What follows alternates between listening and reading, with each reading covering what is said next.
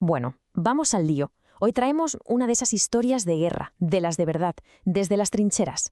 Vamos a contar paso a paso cómo conseguimos reventar un servidor corporativo, un sistema de código cerrado de esos que se supone que son impenetrables. Pues esa era exactamente la pregunta del millón, ¿no? El reto aquí no era solo encontrar un bug y ya. El verdadero desafío era hacerle la autopsia, la ingeniería inversa, a un sistema del que no sabíamos absolutamente nada, una auténtica caja negra. Y este era el objetivo, un software empresarial de los serios, diseñado para ser un búnker, sin código, sin documentación pública. Lo único que teníamos para empezar era una dirección IP y un puerto abierto, nada más. Lo primerísimo, claro, es entender cómo hablar con el bicho. De nada sirve tener el mejor ariete del mundo si no sabes ni cómo es la puerta. Teníamos que aprender su idioma. La metodología fue de libro, muy sistemática. Empezamos con el enfoque más simple y bruto, bombardear el puerto con datos basura hasta que algo se rompiera. Y, como no, se rompió. En ese momento, con el depurador enganchado, pudimos ver exactamente dónde y por qué fallaba. Y ahí teníamos el primer hilo del que tirar. Al bajar al barro, al ensamblador, dimos con la clave. Ahí estaba, una instrucción CMP, de comparación, seguida de un salto condicional, un JNZ, básicamente el portero de la discoteca. Comparaba lo que le mandábamos con lo que esperaba, y si no cuadraba, nos daba con la puerta en las narices. Y claro, estábamos fallando el test una y otra vez. Después de darle muchas vueltas, lo sacamos. El servidor no quería un simple hola, quería una cabecera, un saludo secreto formateado a la perfección, con una longitud concreta y un checksum, una suma matemática, que validara el paquete. En cuanto construimos esa cabecera, la puerta se abrió. Por fin podíamos hablar con él. Vale, ya estábamos dentro, pero ahora nos encontramos con el siguiente muro: las protecciones de memoria modernas.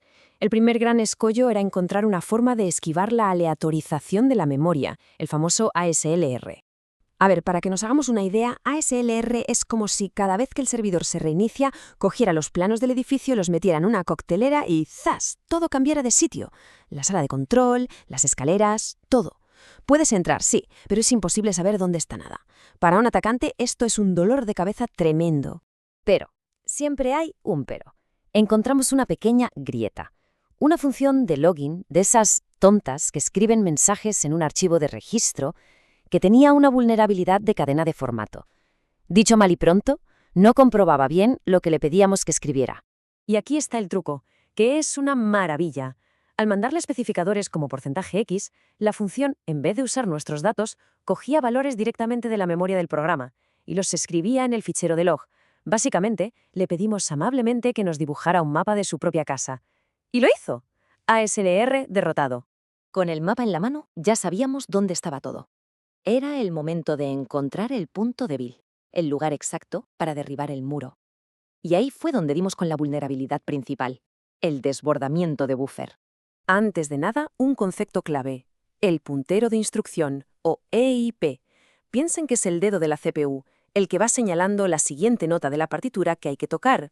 Si conseguimos mover ese dedo y apuntar a nuestra propia partitura, la orquesta tocará nuestra canción. Controlar el EIP es controlarlo todo. Y aquí la tienen, la pistola humeante. Una inocente función MCPI que copia datos de un sitio a otro. Pero, fíjense bien, no hay ni una sola comprobación de tamaño. El desarrollador dio por hecho que los datos que llegaran siempre cabrían. Una suposición fatal. Así que hicimos lo obvio. Mandamos un mensaje muchísimo más grande de lo que se esperaba. ¿El resultado? Los datos se desbordaron, como el agua de un vaso lleno, inundando zonas de memoria críticas que había justo al lado. Y entre ellas, la dirección exacta donde estaba guardado el puntero de instrucción. Bingo. Sobrescribimos el EIP. El control era nuestro. Ya teníamos el control del flujo, pero aún no podíamos ejecutar nuestro código. Nos enfrentábamos a la última gran defensa, el DEP. Y aquí es donde la cosa se pone elegante de verdad. El DEP es otra capa de seguridad que, básicamente, dice que las zonas de memoria para datos, como la pila donde acabamos de escribir, no pueden contener código que se ejecute. Así que aunque podíamos decirle al programa «salta aquí», no podíamos saltar a nuestro propio código malicioso. Era un callejón sin salida. Y esta es la gran pregunta. ¿Cómo ejecutas tus instrucciones si el sistema te prohíbe introducir instrucciones nuevas? Pues la respuesta es sencilla y a la vez genial. No las introduces, usas las que ya están ahí. Bienvenidos a la programación orientada al retorno. El ROP. Es casi arte. Imaginen que no podemos escribir nuestro propio libro, pero sí podemos coger el manual de instrucciones del servidor, recortar palabras y frases sueltas de aquí y de allá y pegarlas para crear un párrafo totalmente nuevo. Eso es ROP, construir herramientas usando las propias piezas del enemigo.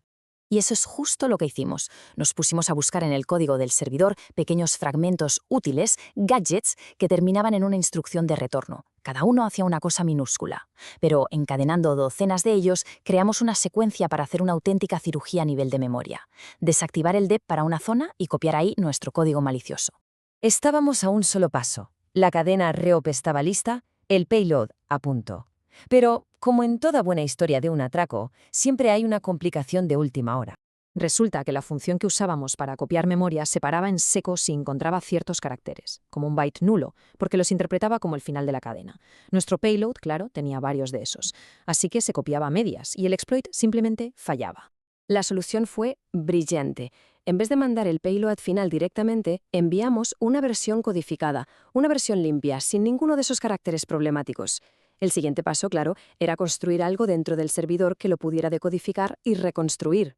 Y esta fue la guinda del pastel, la jugada maestra. Montamos una segunda cadena ROP aún más compleja, que funcionaba como un decodificador. Cogía nuestro payload codificado y usando solo gadgets de operaciones matemáticas, lo reconstruía byte a byte en memoria hasta tener la copia original, funcional y perfecta. Una vez reconstruido, saltábamos a él. Ejecución de código. Impecable. Y así es como se abre una caja fuerte sin tener los planos, no con fuerza bruta, sino con un bisturí, con paciencia, con método y entendiendo cómo piensa la máquina por dentro. Esto demuestra que, con el enfoque correcto, casi ninguna defensa es infranqueable. Y te deja pensando, claro, este fue solo un servidor. ¿Cuántos otros sistemas que usamos cada día tienen secretos parecidos esperando a ser descubiertos?